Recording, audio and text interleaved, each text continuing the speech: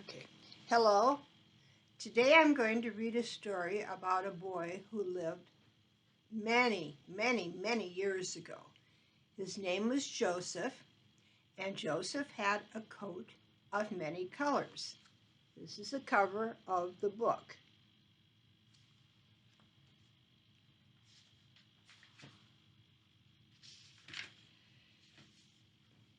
Me.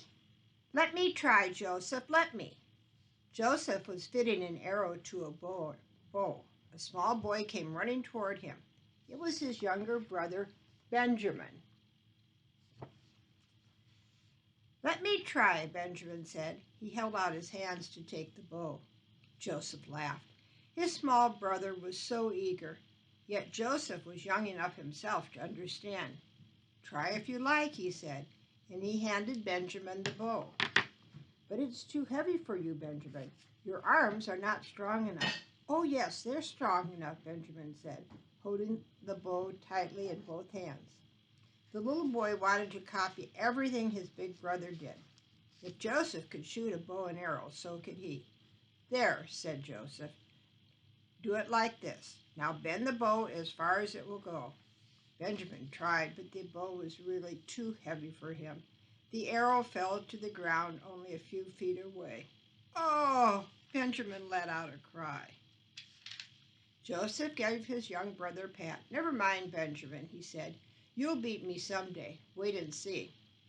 Benjamin ran to get the arrow. You shoot it, Joseph. Show me. Make it go as far as that tree. He pointed to a tree that stood a long way off, a thin and old and withered tree. It was not an easy target, but like all boys, Joseph wanted to be a hero to his younger brother. I'll try, he said. He fitted an arrow to the bow. Joseph took aim. He drew the bow back and then let go. Twang! Away the arrow went, straight to the target. It hit the tree and sank into the bark. Oh, Joseph, cried Benjamin. You will do as well when you are older, laughed Joseph. Let's go and get the arrow. I'll show you how to hold the bow. But just then a voice called, Joseph, are you there, my son? Come, I want you. This was a voice that Joseph always obeyed. It was his father's voice. Coming, Joseph called. He was always happy to do something to help his father. He put down the bow and arrow and ran to the house where Jacob, his father, was waiting. Jacob was smiling when his son entered the house. Come here, Joseph, he said. I have something for you. And he held up the most beautiful coat Joseph had ever seen. Blue stripes, yellow and green and red. Joseph could not believe his eyes. For me? He asked. He had never had a coat like that before. Yes, of course, my son. I made it for you. Put it on. Oh, thank you, Father. Thank you, cried Joseph. It is beautiful. Jacob helped his son put on the coat. I wanted to give you the most beautiful thing I could think of, he said, beaming with happiness. Jacob had 12 sons. 10 of them were grown men, too old to play games the way Benjamin and Joseph did. All Jacob's sons helped him on his farm in the land of Canaan, near Jerusalem. Jacob loved all of his sons, but there was one he loved best, and that was Joseph. Joseph was a young boy, but his father felt he could trust Joseph more than the older sons. He could talk to Joseph about his problems and about his plans. The boy always seemed to understand. And there was something else that made Joseph different from the others, his dreams. Jacob, too, had been a dreamer. When he was young, he had seen visions and heard God's voice speaking to him in his sleep. Now Joseph was having the same kind of dreams. Joseph's older brothers saw that he was their father's favorite, and they were very jealous of him. When Joseph told them about his dreams, they became more jealous than ever. I had a strange dream last night, Joseph said to his brothers one day. They were working together in the fields. Who cares about your dreams, said his brother Simon in an angry voice. No one wants to hear. But I dreamed about you and my other brothers, said Joseph. We were all in the field. Oh, what's so strange about that? Simon said, and he turned away. But it was strange, Joseph said. The stacks of grain came to life. This made his brothers curious. The stacks of grain, they asked, stopping their work. Yes, said Joseph. We were all in the field tying the grain into stacks. Then all of a sudden my stack stood itself. Your stack stood around it, and they bowed low before mine. They bowed as if they were bowing to a great ruler. A great ruler, you! The brothers laughed. What a silly dream. All the same, the brothers began to wonder.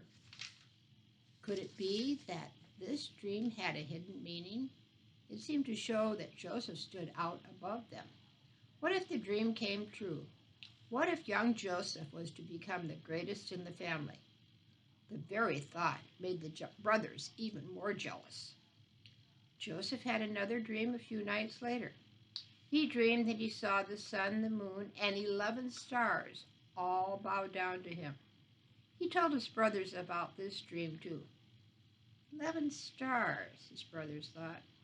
Were these Joseph's 11 brothers? Go away, they shouted at him. We don't listen to any more of your silly dreams. Get out of our sight. Joseph was sorry his brothers were angry. He wanted his whole family to live together in peace. He did not mean to set himself above the others, but his dreams came to him. He could not stop dreaming, could he? From now on, Joseph thought, I'll keep my dreams to myself. Joseph tried to keep out of his brother's way, but now he was too excited about his new coat to keep it a secret. He ran out into the fields where his brothers were working. Look, he called. See what Father has given me? A coat of many colors. The brothers took one look at Joseph and then turned away. They did not say a word to him, but their voices were very angry as they talked to each other. Why should we have to wear shabby coats while he dresses like a prince, one said. We work harder than he does, but Father never gives us such fine clothes. Just look at him showing off his fine coat, said another. Who does he think he is? Does he want us to bow down to him as we did in his dreams? No, no, cried Joseph. I only wanted to show you my new coat. Off with you, shouted Simon. Who wants to see your new coat? Who wants to see you? And he pushed Joseph away. Slowly, Joseph walked back to the house. Slowly, he took off his beautiful coat. What good was it having a coat of many colors if his brothers hated him? Do not pay any attention to them, my son, Jacob said when he heard what had happened. Wear your new coat. They will soon forget to be angry. Soon after Joseph got his coat, there was peace at home. His brothers had taken the sheep and the goats to feed in a pasture many miles away. The brothers made this trip every year when the hot, dry weather came, and the land dried up, and there was no grass for the animals to eat. Every year, Joseph begged to go along. What an adventure it would be to camp out. But the brothers laughed at him. This is a job for men, not for dreamers. Stay at home and play with your bow and arrow. Now the brothers had been gone for many, many days. Jacob began to worry about them. What if wild animals attacked his sons? What if robbers broke into the camp? Joseph saw that his father was worried, and he guessed the reason. Let me go and find my brothers, Joseph said. Here was a chance to prove that he was as brave as they.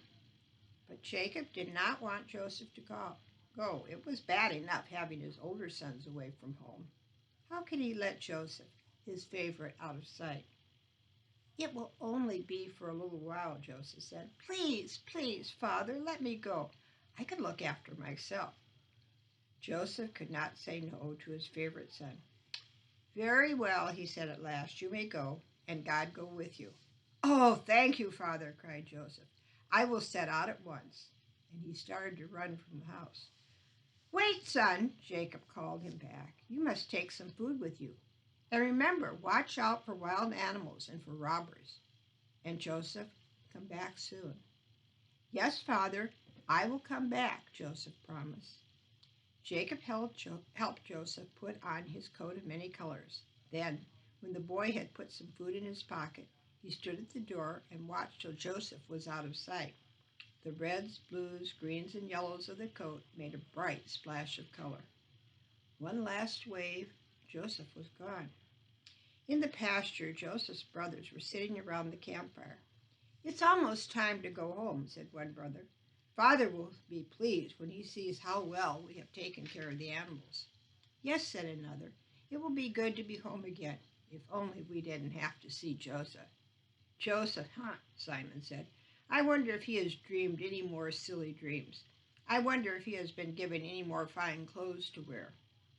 Who knows what else he has wheedled out of our father," said another. "Soon Joseph will be too grand to do any work." "If only we could get rid of him," they said. Then Simon gave a cry. "Look, someone is coming this way." The young men jumped up. They put their hands over their eyes and looked out over the pasture. Someone was hurrying toward them. Was it someone they knew? The brothers could see the colors of the coat he was wearing: green, red, blue, and yellow. "It's Joseph," said Simon in anger. "Has he come to show off his fine coat? We don't want him here. Let's send him away." "Wait," Judah said. He had a sly smile on his face. "I have a better idea. We wanted to get rid of him. This is our chance." "But how?" said the others. "Tell us." Judah pointed to a deep pit nearby. "We will kill Joseph," he said, "and we will throw his body into the pit." "Yes, yes," said the others, "and then we will be rid of him forever." "But how can we go home without him?" said one of the brothers. "What will we say to Father?" "We will say that some wild animals attacked him," Judah answered. "It will be easy." "No," said Reuben. Reuben did not like what his brothers were saying.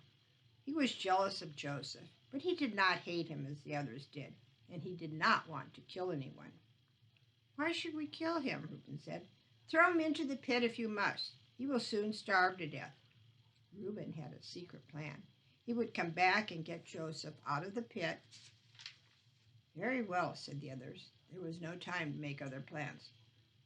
"Look out," said Judah. "Here he comes." "Reuben, Judah, Simon!" Joseph called their names when he saw them standing around the campfire. He waved to his brothers as he ran toward them. "Greetings," he cried. "How glad I am to see you. You have been gone so long that Father was worried about you. He sent me to find you." No answer. Instead, the brothers started to move in around Joseph. Their faces were full of hate. Suddenly, they reached out for him. They began to grab at his coat of many colors. "Off with the coat," they shouted. "Throw him into the pit." "No, no!" Joseph cried. His brothers were holding him so tightly he could not get away. "Help!" he called. "Someone help me!" There was no one to hear Joseph, no one but his brothers. They tore off Joseph's coat and kicked it in the dust. Then they lifted the boy and carried him to the pit. "Into the pit with him," they cried. "Into the pit." "Please stop," begged Joseph. "Let me go." But they did not listen. They threw him down into the deep, dark pit. For a long time, Joseph lay still at the bottom of the pit. He was alive, but too stunned to move. After a while, he heard the voices of his brothers far above him. "Good. We'll never see him again," said one. "He will never show off his coat of many colors." "What good will his dreams do him now?" Simon sneered. Joseph stood up and tried to climb the walls of the pit. No use. The walls were smooth and slippery. He could not pull himself up. There was nothing he could hold on to. Joseph called out to his brothers, "Let me out! Let me out, please!" But they only laughed. "Never!" shouted Judah. "You will stay there until you die." "Come," he said to the others, "let's eat our meal in peace." And they all walked away from the pit. After they had eaten, the brothers got ready to leave. They talked about the tale they would tell their father when they reached home. "The coat," cried Judah, picking it up out of the dust. "We can dip it in goat's blood. It will tell its own story. When Father sees it, he will think wild animals have killed Joseph." "Yes, and he will weep and moan," said another brother. "But afterward we will have peace and no more favorites." Just then they heard a sound in the distance. "Look!" cried Simon. "Camels! A caravan!" The men have seen us. They are coming this way. As the caravan came closer, the brothers saw that the camels were loaded with rich smelling spices and costly goods. They must be very rich, Judah said.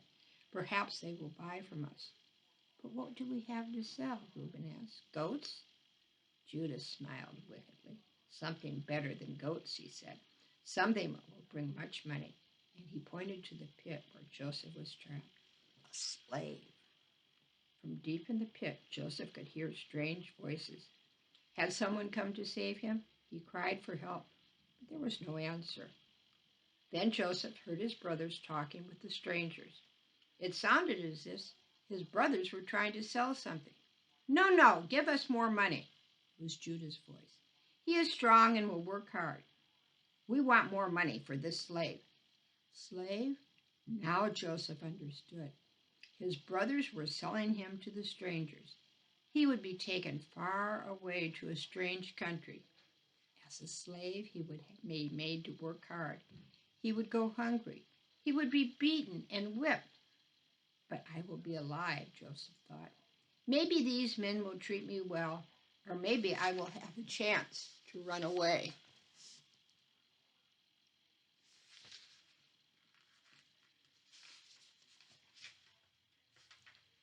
A minute later, Joseph was pulled out of the pit. He was alive, but he was no longer free. He belonged to the strangers. Without a word to him, the brothers picked up their packs and walked away. Only Reuben turned back to look at his young brother. Their eyes met, but what could Reuben say? It was too late. He could not help Joseph now. Reuben turned away sadly. He went off with the others, carrying the coat of many colors under his arm. At the farm, Jacob was waiting for his favorite son to come home. Every now and then he would look out, hoping for a sight of Joseph's brightly colored coat.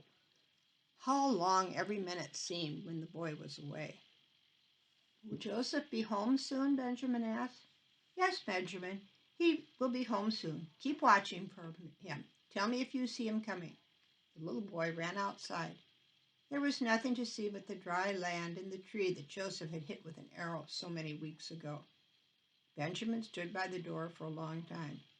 Then he thought he saw something moving in the distance. He rubbed his eyes. Yes, he did see something. He saw sheep and goats. He saw men following the animals. Joseph is coming, he called out. Joseph is coming. Jacob heard the little boy and ran outside. Come, Benjamin, he said. We will go and meet them halfway. The old man hurried as fast as he could while Benjamin skipped on ahead. Now Jacob could make out the tall figure of Simon. He could see Reuben and Judah and the others. But it was a smaller figure he wanted to see. Where was Joseph? Was he behind them all, rounding up the stray sheep? As they came nearer, Jacob saw that Judah was carrying something in his arms. Was it a lamb? No, it was a bundle of colors, red, green, blue, yellow. Joseph's coat. And it was splashed with another color, the color of blood. My son, Jacob cried out.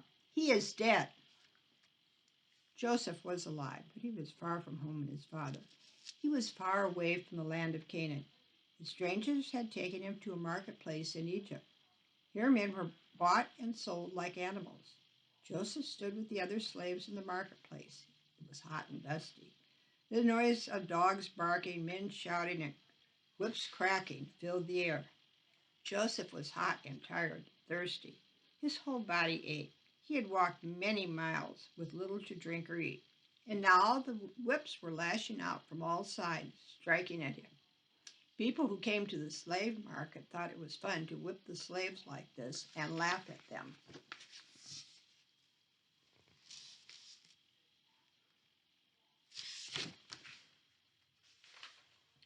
And the man who was selling Joseph showed no mercy. If the boy started to sink to the ground, the man would pull him up by a rope tied at his waist. Then he would whip Joseph across the shoulders. One by one, the slaves were sold. The crowd cheered as each slave was led away by his new master. Suddenly, there was a stir in the crowd. Everyone watched as a tall man came into the marketplace. By the way he walked and the way people bowed down to him, it was easy to see he was an important man. Make way, the cry went up. Make way for Potiphar, the captain of the king's guard. The great man walked right up to the place where the slaves were being sold. All the men who had slaves to sell wanted Potiphar to buy from them. Can I help you, O great one? One asked. This way, great captain, said another. See, I have a fine slave to sell. But Potiphar did not even look at them. He had already made up his mind. This young fellow, he said, and pointed to Joseph. Who is selling him? I am, great captain, Joseph's owner bowed low. A fine fellow he is, too, strong as an ox. The man pulled on the rope that bound Joseph. Stand up straight, boy. It was hard for Joseph to stand straight, but he tried. As he lifted his chin, he looked right into the eyes of the king's guard. He saw that they were kind eyes. For the first time since his brothers had thrown him in the pit, Joseph felt hope. If he had to be a slave, he thought that this man would be a kind and fair master. He prayed that he would be bought by this man. Joseph held his breath as the two men argued about a price for him. His heart beat faster as he waited. Would his new owner ask for too much money, or would Joseph go with the king's guard, the great Potiphar? Yes, Potiphar took out some money and paid the man. Joseph dropped to his knees in thanks. Get up, shouted the man, and he pulled Joseph to his feet. No, untie him, said Potiphar. Then he turned to speak to Joseph. Come, he said. His voice was strong but harsh. Walk beside me. The people in the marketplace began to whisper as they left. How lucky the boy is to be sold to the king's guard. He is a kind man. Yes, the boy is lucky, they all agreed. Joseph raised his head. He was proud to be walking beside the captain of the guard, not being pulled along like the other slaves. What are you staring at, boy? Potiphar said to Joseph. That? It's the king's palace. They walked slowly through the gates so that Joseph could look at everything. Joseph had never seen anything so beautiful as the palace. The walls were painted in bright colors, red, blues, and greens. All around the buildings were great courtyards, and there were gardens and trees and pools. This is the home of the great Pharaoh, king of Egypt, Potiphar told Joseph. The servants who were guarding the palace bowed low to Potiphar, their captain. Joseph saw that even the servants were dressed in rich robes. What? Then must the king be like? Joseph wondered. It was a long time before Joseph was strong enough to do any work. He was allowed to rest and have enough to eat. As the days went by, Joseph began to feel well again. But every time he saw a bright-colored robe, his heart would sink. The robe reminded him of his coat his father had given him. Then he would think of his father and all that had happened. Father must think I am dead. If only I could let him know I'm alive. Does Benjamin miss me? What of the others? Are they sorry for what they have done? As soon as Joseph was strong enough, he was given many jobs to do. Joseph was so busy that he did not have much time to think of his home and family. Joseph's one wish was to serve the great captain who had been kind to him. He was always ready to answer his master's call. He did his work quickly and did not complain. This pleased the captain very much. One day he said to Joseph, Come with me. I have been watching the way you work, and I see that you can be trusted. I want you to live and work in my house. This was wonderful news. To work in the fine house, a trusted servant. No wonder the other slave looked at him with envy. He would have the best food to eat and fine robes to wear. He would have more freedom than they have. See, the slaves said to each other, the new one, Joseph. It is our master's favorite. Why should that boy live better than we do, they said. It was happening all over again. Joseph's troubles began when his father showed that he loved Joseph more than the other sons. Now Potiphar was showing that he liked Joseph more than the other slaves, and their slaves were jealous as his brothers had been. Was there more trouble for Joseph? We're going to stop there for today. Next week I will read the rest of the book, and we will find out what happens to Joseph in faraway Egypt.